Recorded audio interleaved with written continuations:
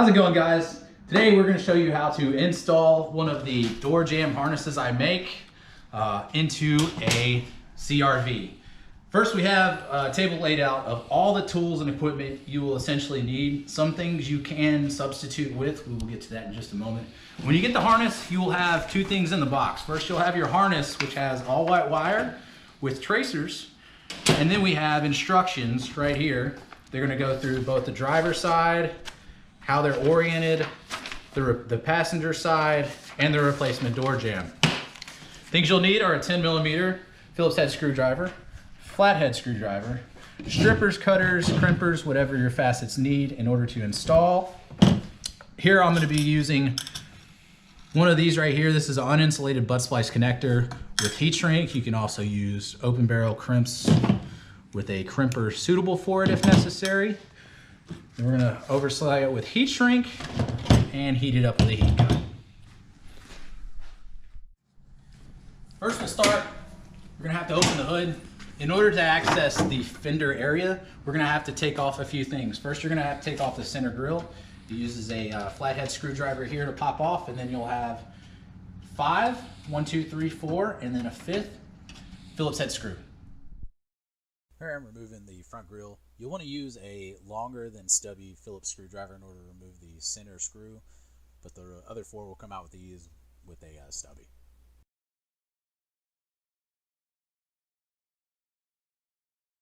Here it is, using a standard size Phillips screwdriver to remove the final screw and pulling the grill off. Next, we're going to remove the front bumper. The front bumper consists of 5 push pins on top.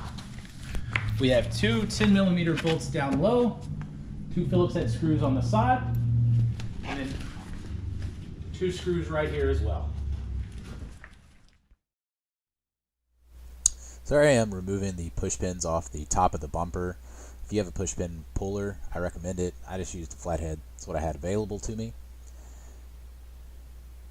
Now we're removing the 10mm bolts on the bottom of the bumper.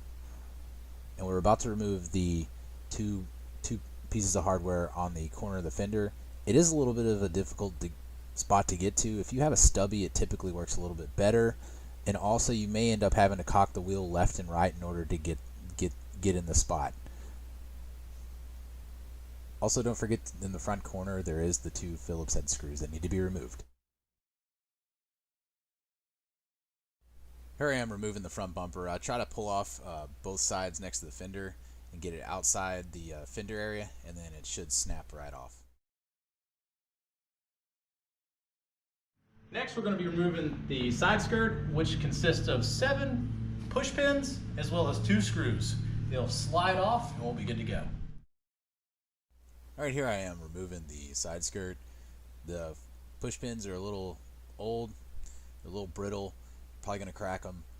Just take your time. I used a flathead screwdriver, usually pop them off. I did break a few. I do recommend replacing them. But yeah, it's just the nature of the beast.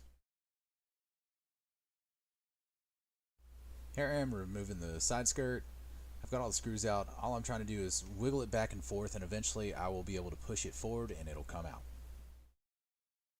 Next, we're going to remove the fender. The fender has 8 10mm bolts we'll need to remove.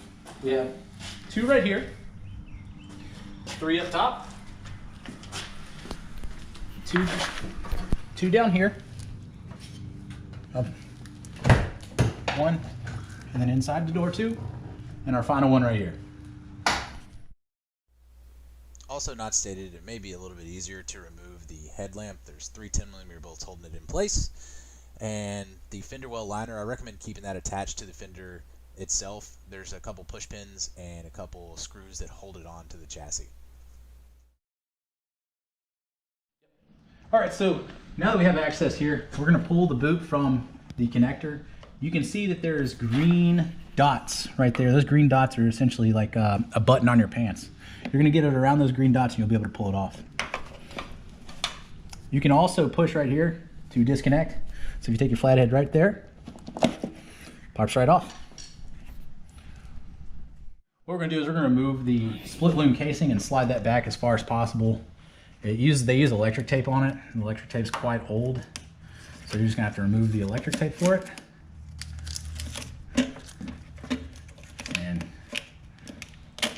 slide this out and push it back.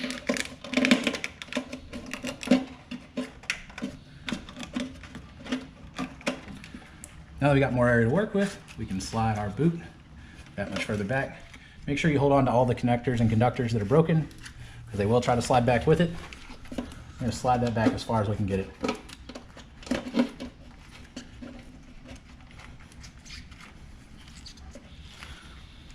Next thing I'm going to do, which I didn't show earlier, I did bring zip ties. What we're going to do is we're going to zip tie this as far out of the way as possible in order to prevent it from getting in our way and hindering us. All right, so now that we got that out of the way, we can disconnect this. This uses the flathead too.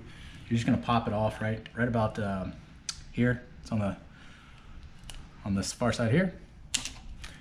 Pop that off, slide that back, and that'll give us access to our entire connector. To show you how poor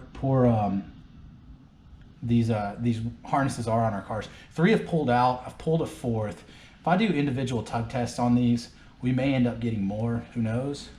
You can actually see the wire is broken right here on this conductor, which can cause issues when it rains, potentially, things like that. But if I just generally pull on them, usually get about 4 or 5 on average. So. Oh, there's a couple more, and yeah, tells you everything you need to know. So of this connection, we have 1, 2, 3, 4, 5. We have 7 conductors that were physically broken. I'd have to look up the resource to see what those go to, but 7 is not a good number. 1 is not a good number. You want none. So we're gonna get that fixed. All right, so we have our driver's side door jamb connector and then the replacement door jamb tracers. So what I'll do is I'll try to start with the connectors we have that are currently broken and determine where they're located at. So we have these 7 here, and I'll just grab one of the 7. We have a yellow with a red stripe. So if I follow my diagram here, I'm just gonna look for yellow with a red stripe. We have B1 that shows yellow with a red stripe, as well as B2 with a yellow with a red stripe. Everything else shows just it doesn't show yellow with a red stripe. So I got to figure out if it's B1 or B2. So what I'm going to do is I'm going to go in here and try to determine if B1 or B2 is still active. B2 is still in the actual terminal. B1 is the one that broke. So I know that this wire is referencing B1. So I'm going to connect this wire to B1 over here, which shows blue and brown tracers on the connector. So if I take the blue and brown tracers on the connector, I'm going to connect these 2 wires together, and that will solve my problem. I'm going to take my wire, cut it off. I'm going to strip it. We're going to go to our, see which one will work here. And that worked. Take my terminal that I have in my locking ratchet crimpers, slide it in place, and we're crimped. So I'll take my blue with the brown, slide my heat shrink over it.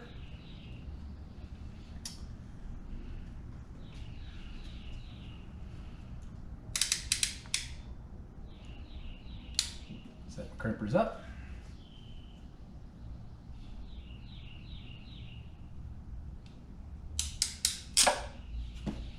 We're done. Slide my heat shrink over.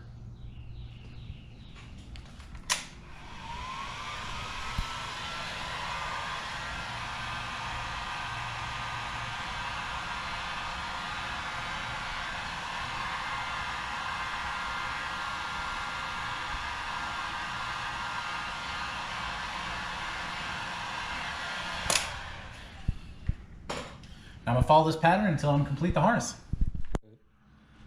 So we got all our wires done. I haven't troubleshoot tested them yet, but we're gonna test them real quick to see if our all our wires work, and then from there we'll be done. We'll just put everything back on.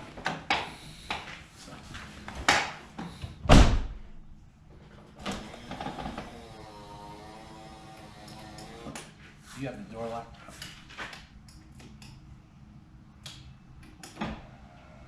was already down.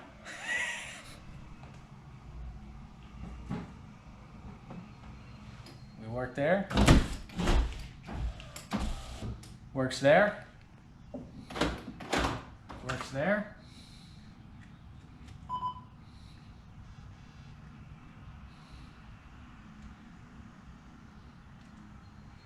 I don't know what the speaker does. Speakers work. Check the mirrors.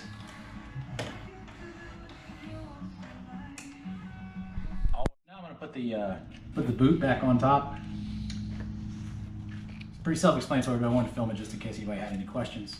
I'm going to slide it back, slide it over. We'll just keep pushing.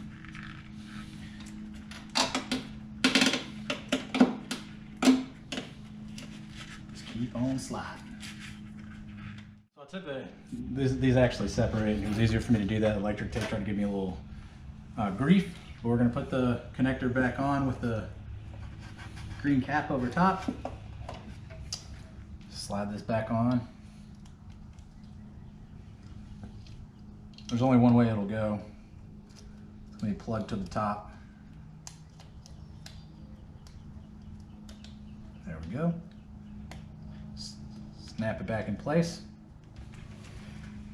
Put our boot back on.